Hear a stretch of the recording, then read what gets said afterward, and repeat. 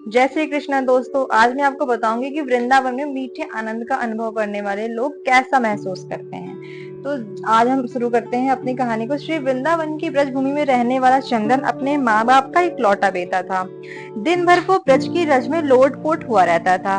दोस्तों, अगर आपको हमारी वीडियो अच्छी लगती है तो प्लीज इसे लाइक, सब्सक्राइब एंड शेयर जरूर करें और अपने फ्रेंड्स के साथ इसे शेयर जरूर करें और हमें सपोर्ट करें।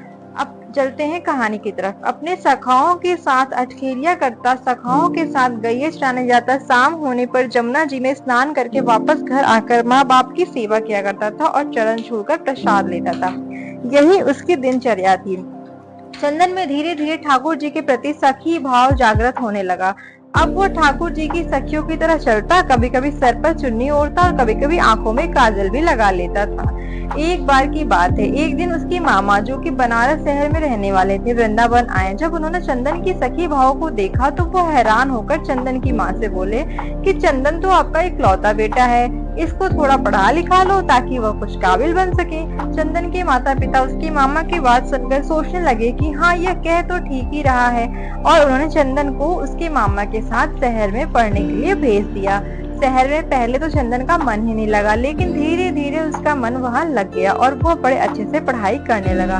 चंदन अब बड़ा होने लगा था। चंदन चाहे शहर में रहकर वहाँ रस बस गया था, लेकिन उसके अंदर ब्रज रस का जो रस था वो कूट कूट कर उसके प्रत्येक रोम रोम में बसा हुआ था, जो कि उसको कभी भी ब्रज से दूरी महसूस नहीं कराता था। इसलिए वह अपने आप को वहाँ अकेला तो नहीं समझता था, क्योंकि वह अपने अंदर ही पूरे आनंद में रहता था। चंदन की कक्षा में एक छात्रा उसकी सखा बन गई, जिसका नाम ललिता था। ललिता के माता पिता का बचपन में ही स्वर्गवास हो चुका था। वो अपनी नानी नानी के साथ रहती थी। वो बहुत ही सीधी सादी लड़की थी। चंदन और ललिता की खूब बनती थी। स्कूल खत्म होने पर दोनों इकट्ठे आगे की पढ़ाई के लिए कॉलेज में प्रवेश हुए। वहाँ पर इकट्ठे पढ़े। चंदन की पढ़ाई अब खत्म हो चुकी थी और वह अपने घर वृंदावन धाम जाने के लिए तैयार हुआ। तो उसने ललिता से कहा, क्या तुम मेरे साथ वृंदावन धाम चलोगी? तो ललिता ने अपने नाना नानी की आज्ञा लेकर चंदन के साथ जाना स्वीकार कर लिया। जब चंदन अपने मामा जी से विदा लेकर वृंदावन धाम पहुंचा तो वृंदावन में कदम रखते ही चंदन के हाव और भाव दोनों ही बदल गए। वह तो एकदम ही सखी भाव में आ गया। उसकी चाल नट से नारी हो गई। वो अपनी कमर में हाथ रखकर चलने लगा। अचानक से उसकी चाल में आए परिवर्तन को देखकर ललिता हैरान होकर उसे देखती रही, लेकिन वह बोली कुछ भी नहीं। अब चंदन अपने घर पहुंच चुका था। घर जाकर उसने अपने माता पिता के चरण छुए और ललिता के बारे में उनको बताया। ललिता की सुंदरता और सादगी को देखकर चंदन के माता पिता भी बहुत प्रसन्न हुए। काफी दिन हो चुके थे ललिता को वृंदावन आए हुए। जब उसने चंदन से जाने की आज्ञा मांगी तो चंदन ने अचानक से उससे कहा कि क्या तुम मेरी जीवन संगिनी बनोगी? अचानक से यह सुनकर ललिता घबरा और लज्जा सी गई और उसने मुस्कुराकर हाँ भी भर दी। अब उन दोनों की शादी बड़ी धूमधाम से संपन्न हो गई, लेकिन ललिता को कभी कभी चंदन का व्यवहार अजीब सा लगता था। चंदन कभी कभी अपने आंखों में काजल लगाकर, सर पर चुन्नी ओढ़कर, कमर पे हाथ रख के न जाने कौन सा नृत्य करता था और किसको रिझाता था पता नहीं। ललिता को यह सब कुछ समझ नहीं आता था। एक दिन उसने उससे पूछा कि आप कभी कभी ऐसा रूप कैसे धारण कर लेते हो? जो चंदन मुस्कुरा कर बोला, उसकी तरफ देखने लगा और तभी उसके मन में कुछ निश्चय किया उसने और कहा, प्रिय तुम सुबह तैयार हो जाना, मुझे तुम्हें कहीं और ले जाना है। ललिता को कुछ समझ नहीं आया, लेकिन पति की आज्ञा को मानकर वह सुबह जल्दी उठकर तैयार हो गई। चंदन उसको बरसाना धाम ले गया और किशोरी जी के निज महल में जाकर उसने अपने पाँव में घुंघरू बांधकर, आंखों में काजल लगा लिया और कमर पर चुन्नी बांधकर नृत्य करना शुरू कर दिया। ललिता उसको देखकर हैरान हो गई और अचानक से चंदन को क्या हो गया? वह तो बस अपनी धुन में किशोरी जी के आगे नृत्य करता जा रहा था। उसका नृत्य इतना मंत्र मुग्ध करने वाला था कि वहां पर आए सभी भक्तजन ठिठक कर उसके नृत्य का आनंद ले रहे थे। बाहर से कभी कभी पवन का एक झोंका आकर चंदन के नृत्य का आनंद ले जाता और कभी कभी सूरज की किरणें अंदर आकर चंदन के पैरों में बजते नुपुर से निकली राधे राधे की ध्वनि को सुनकर आनंदित हो जाती। जब चंदन थोड़ा शांत हुआ तो उसने ललिता को बताया कि यह हमारी लाडली सरकार है, इनको नमन करो। ललिता को तब भी कुछ समझ न आया। वह अभी भी असमंजस में थी। किशोरी जी को प्रणाम करके वो वापस वृंदावन आ गए। दूसरी ओर उसी शाम ठाकुर जी और किशोरी जी यमुना जी में नौका विहार करने के लिए निकले। नौका बहुत ही सुंदर तरीके से सजी हुई थी।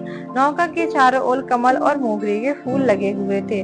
नौका में ठाकुर जी और किशोरी जी आमने सामने बैठकर एक दूसरे के रूप रस का पान कर रहे थे और उनके पीछे बैठी एक सखी हाथ में पतवार के लिए नौका को चला रही थी। तभी अचानक से सखी के हाथ से पतवार छूटकर यमुना जी में चली गई और वो घबरा सी गई और घबराहट के कारण वह अपने पैरों के नाखून से नौका की भूमि को कुदेरने लगी। तभी अचानक से ठाकुर जी का ध्यान पीछे बैठी सखा पर पड़ा और वो बोले, अरे सखा, इतनी घबराई हुई क्यों हो? उसने हाथ जोड़कर बड़ी विनम्रता से कहा, कन्हैया, मेरी पतवार यमुना जी में गिर गई है। तो ठाकुर जी मुस्कुराकर बोले, इसमें घबराने की क्या बात है? और आंखों ही आंखों में उन्होंने किशोरी जी को कुछ इशारा किया। अब एक तरफ से किशोरी जी ने और दूसरी तरफ से ठाकुर जी ने अपने हाथ को यमुना जी में डाल दिया और वह दोनों अपने हाथों को पतवार की तरह चलाने लगे। झुकने के कारण किशोरी जी के सर पर चुन्नी जो थी वो यमुना जी में भीग रही थी और उधर दूसरी तरफ ठाकुर जी के गले का जो बड़ा पीताम्बर था वो यमुना जी में भीग रहा था। हाथों पर पीताम्बर और चुनरी पर लगा इत्र यमुना जी में घुल मिल रहा था। ठाकुर जी और किशोरी जी अपने हाथों से उस नाव को किनारे पर लगाया। उन्होंने अगले दिन ललिता की सास और ससुर चंदन के मामा के यहाँ कुछ काम से चले गए। अब घर में ललिता और चंदन अकेले थे। चंदन सुबह ही सुबह अपने काम पर चला गया और ललिता हाथ में मटकी को लेकर यमुना जी से जल भरकर ले आई। आज घर में कोई नहीं था, इसलिए जब ललिता ने मटकी में से जल को थोड़ा सा पिया तो उसने इतनी सुंदर इत्र की खुशबू को महसूस करके वह बहुत ही प्रसन्नता से भर गई। धीरे धीरे उसने उस मटकी में से काफी जल पी लिया और जब थोड़ा सा जल शेष बचा तो उसका ध्यान मटकी में पड़ा तो वो क्या देखती है कि नौका में बैठकर विहार करते किशोरी जी और लाल जी नजर आ रहे हैं। ललिता घबराकर दीवार के सहारे टेक लेकर खड़ी हो गई। उसको कुछ भी सूझ नहीं रहा था। मटकी से पिया हुआ जल धीरे धीरे अब उसके पूरे शरीर में फैल गया था। उसकी आंखों में न जाने कैसे अश्रुधारा बहने लगी थी। इतने में चंदन बाहर से आया और अपनी पत्नी की ऐसी दशा देखकर उसने पूछा, प्रिय, क्या हुआ? ललिता के मुख से कुछ भी नहीं निकल रहा था, परंतु उसके होठ कुछ कहने के लिए फड़फड़ा रहे थे। सांस जोर जोर से चल रही थी। आंखों की पलकें हिल भी नहीं रही थी। चंदन ने जब उसको झिझोड़ कर बार बार पूछा तो उसने मटकी की तरफ इशारा किया। चंदन ने जब मटकी की तरफ देखा तो उसको भी मटकी में ठाकुर जी और किशोरी जी की नौका विहार की छवि दिखाई दी और वो झूम झूम कर नाचने लगी। ललिता को पकड़कर उसने खींचकर जोर से अपने अंक में भर लिया और कहने लगा, अरे प्रिय, आज तुम्हें ब्रज ने स्वीकार कर लिया है। आज तुम मुझे श्याम जू ने स्वीकार कर लिया है। ललिता कुछ समझ नहीं पा रही थी और चंदन की तरफ देख ही जा रही थी। तो चंदन ने उसे समझाते हुए कहा कि तुम्हारे कोई पुण्य कर्म थे जो तुम्हें ब्रज में कदम रखने का सौभाग्य प्राप्त हुआ, लेकिन ब्रज में कदम रखकर तुम्हें सुख प्राप्त हो रहा था, लेकिन उस सुख को आनंद में बदलने के लिए तुझे किशोरी जी की आज्ञा की प्राप्ति जरूरी थी। इसलिए मैं तुझे बरसाना धाम ले गया था ताकि तुझे भी वहां पर किशोरी जी का आशीर्वाद प्राप्त हो। यह उन्हीं की कृपा प्राप्ति है जो आज तुम्हें ठाकुर जी और किशोरी जी ने अपना लिया। जो यमुना जी का जल धीरे धीरे उसके शरीर में प्रवेश हुआ था वह ठाकुर जी और किशोरी जी की कृपा की छलनी से उसके पाप नीचे बैठ गए थे और अब उसके पुण्य कर्म ऊपर थे।